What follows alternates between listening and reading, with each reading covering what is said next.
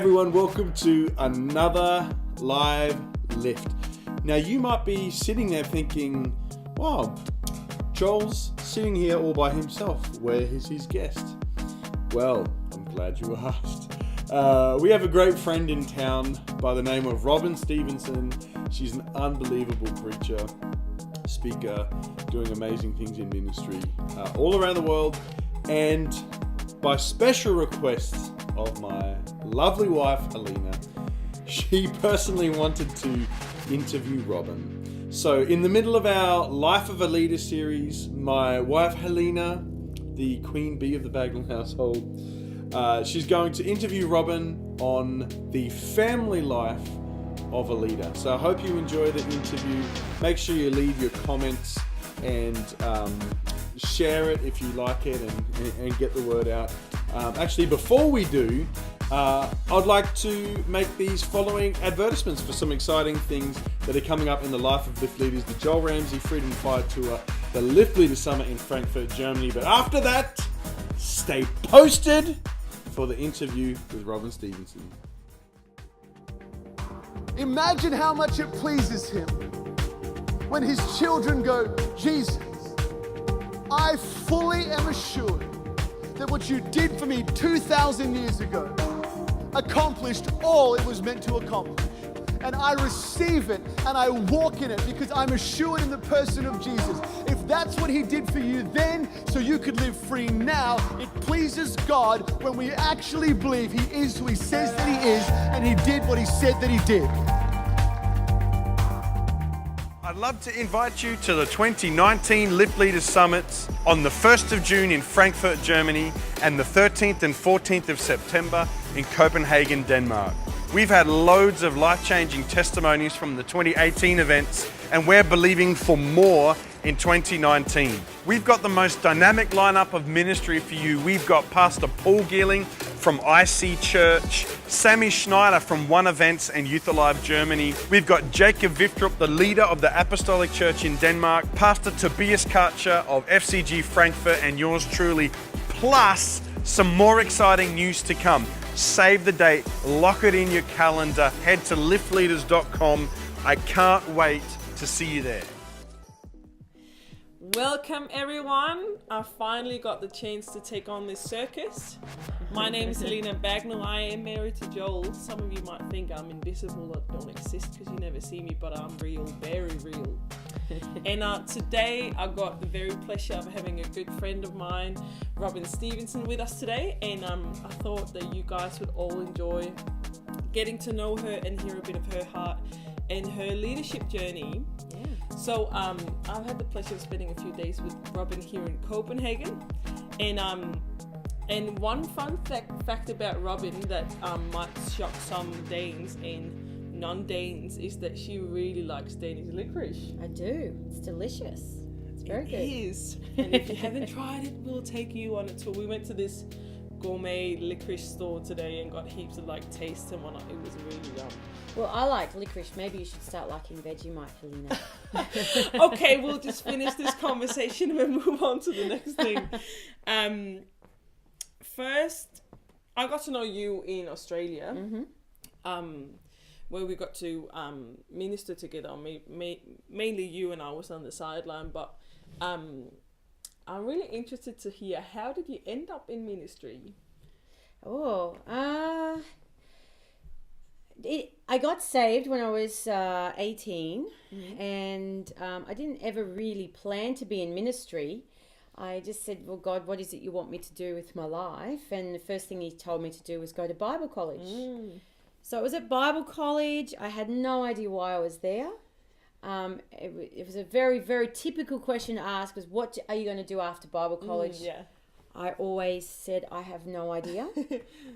And really, I've just been on this journey with God, just taking whatever step comes next, and kind of found myself in ministry. And yeah, I don't think I'll ever get out. It's just something I do permanently now. It's who I am. It's what I believe in. It's what I live for. It's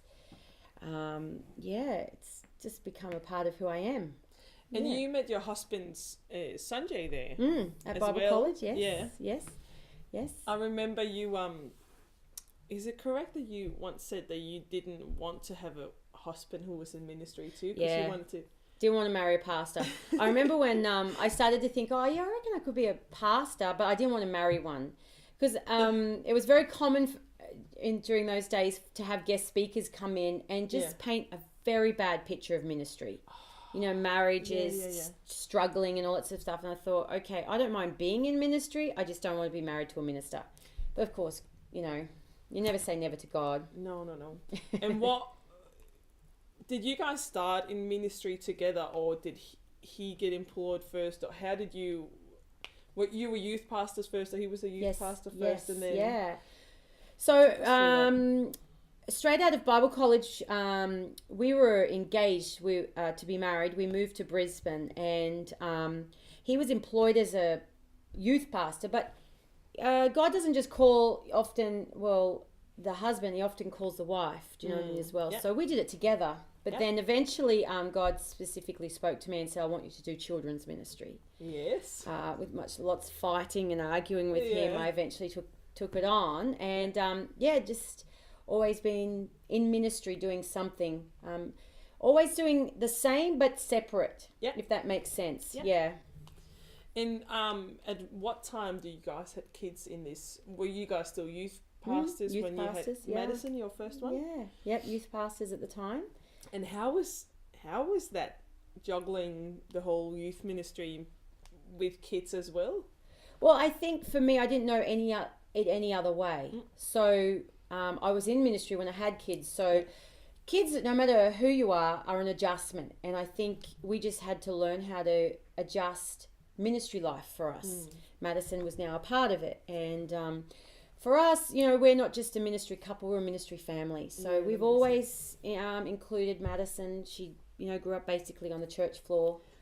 You know, typical PK kid. And we never wanted to make it seem like ministry was a burden to us or to the family, because then we didn't want her to grow up hating it. So it was just, I don't know, we just had to learn how to do it. And then you had Elijah, and then you had Ezekiel a few years later.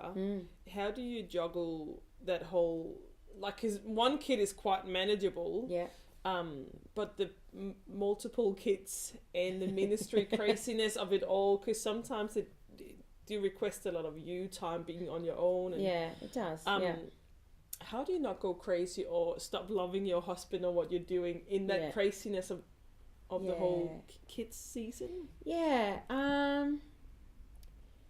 I think, Helena, to really appreciate ministry, you have to get to a place where it's not just something you do. It's not an occupation you have, but it is actually a part of your life. It is an integral part of who you are, and you serve because God asks you to. And you have to come to a place. Ministry will always seem like a burden until you resolve in your own heart that it's not something that you resent. Do you know what I mean? But when you get to a place where you go, you know what, God, it's not my life. I'll do whatever you need me to do. And it's when you have that revelation that suddenly it's not that it's me looking for what's comfortable for me, what's best for me. I'm constantly in a relationship with God where I'm saying, God, this one's tough.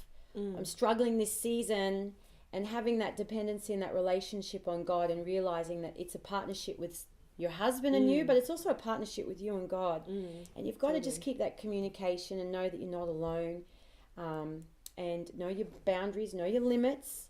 But you do have to become an organized person as well. Because do you have any practical, practical ways you would, when is family time, or like how would you make a Sunday work in the more practical way? Because I think there's a lot of families out there who want to do ministry, but it is tough with little kids, and you don't want to you don't want them to dislike it and not enjoy the journey as well. But it is, you need the practical, organized thing. Can you tell us some of your tricks, if you have any? Yeah, absolutely. Well, the thing is, I'd love to give you a set thing that you should do, but every season's different, because some seasons require more of you than other seasons. Yep.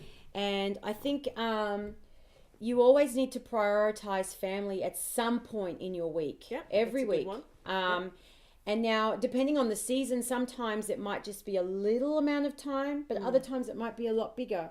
So you really need to prioritize family and date days, can I say? Husbands, don't neglect your wife. You do need to, a date day might just be half an hour or an hour once a week. Just have coffee, just have us That's a good moment. You need to prioritize that. And also, another thing that we tend to neglect in ministry is holidays. Yes. It's something you need to plan. You need to plan to actually not just stay at the home, but save and go away. Yes, because whenever you're close to where you work or where ministry is, there is always the temptation to, I'll just spend 5 minutes at the office, or I just have to take care of this. So you actually have to prioritize holidays as well. Time away. And it might only just be an hour away, but it's far enough away that people haven't got access to you all the time. In my hope is that our boys will flourish, not just be on the journey, but flourish. How do you see that in your kids now that they're a little bit older and over that little kid stage, but actually becoming young men and women? Yes. How do you how do you see that they've picked up things as well along on the journey? I think what you love, your kids grow to love as well. And so I think as parents, you have to keep a check on your heart. If you've got a resentment towards the church, they'll have a resentment towards the church. If you are frustrated of, ministry, they'll grow a frustration towards ministry. And so it's so important that we keep that love for God as number one key and a love for what we're doing. I love the church. I love it. And so our kids they've only ever known the church. And so for them, they've seen both Sanjay and I not just work hard, but love what we're doing. And they've grown to love the church as well. And they don't see themselves doing anything other than that now. That's awesome. Yeah. So if you and Sanjay had a conflict, you would obviously never discuss any of the negative church stuff in front of your kids then? Yeah, definitely. We try not to. But you don't want to give them a false thing either. No. So there's some conversations where we're like, okay, this one's kind of censored. We can have this one in front of them, where we're discussing how we're going to manage the day. We're going to manage the time schedule, the travel schedules, how we're going to manage all that. It's good for them to actually see us working that out and seeing how we can prioritize kids and marriage and all that sort of stuff. But if we have to discuss people or things that you don't want them to hear, we definitely don't do that in front of the kids. I wanted to hear because in this day and age there's so much pressure on young people to be a certain thing, and I think it doesn't matter whether you're in church or outside of church or in leadership or not. You have so many young people wanting to give their all and be everything at the same time. But if you had one or two things that you would want the next generation to focus on, or something that you can encourage them to do, maybe it can be practical or like a bit more mindset. Do you have some good advice for the next set of leaders taking on or starting their own ministry journey? I think it's good to have plans, but it's better to have those plans kind of, I guess, submitted to Christ. If you can submit your plans to Christ, because often what happens is we kind of forecast where we want to go, and then when God kind of throws a curveball and says, no, I want you to do this, it interrupts what we think we're meant to be doing. But that's not that's not what I dreamt. No, that isn't what I saw myself doing. No. But when you get to a place where you're like, God, I'll go wherever, do whatever, however, whenever, for however long. If you have that mentality, you don't ever resent where you are. You begin to appreciate that in every season, in every location, is blessing, and there is favor and there's fruit. I remember having this revelation once. I could be called to the middle of Iraq to plant a church. But if it's where God calls me to be, it's the safest place I can be. And you have to come to this revelation where you understand that God does actually know best. Yes. Yeah, and that's hard for us to let go of, especially when we're young, because we fight as children for independence. Yeah. And then what, you want me to give it up? Yes. Yes. Giving it up. But it's then that you find where you give up your life, you find life. And everyone should go to Bible college too. Hey? Oh, no, not everyone. No, not everyone. But it's good. I think everyone should probably do one form of missions trip. Yeah, that's a good one. I think that's good, because we can become so, familiar with our own culture and everything. It's good to see how, what other people experience in different cultures. It's an eye-opener and helps you appreciate what you do have back at home. Yeah. I want to say thank you, Robyn. You're very It's been welcome. nice chatting to you. Yeah. Yeah, that was it for today. Thank you guys for listening.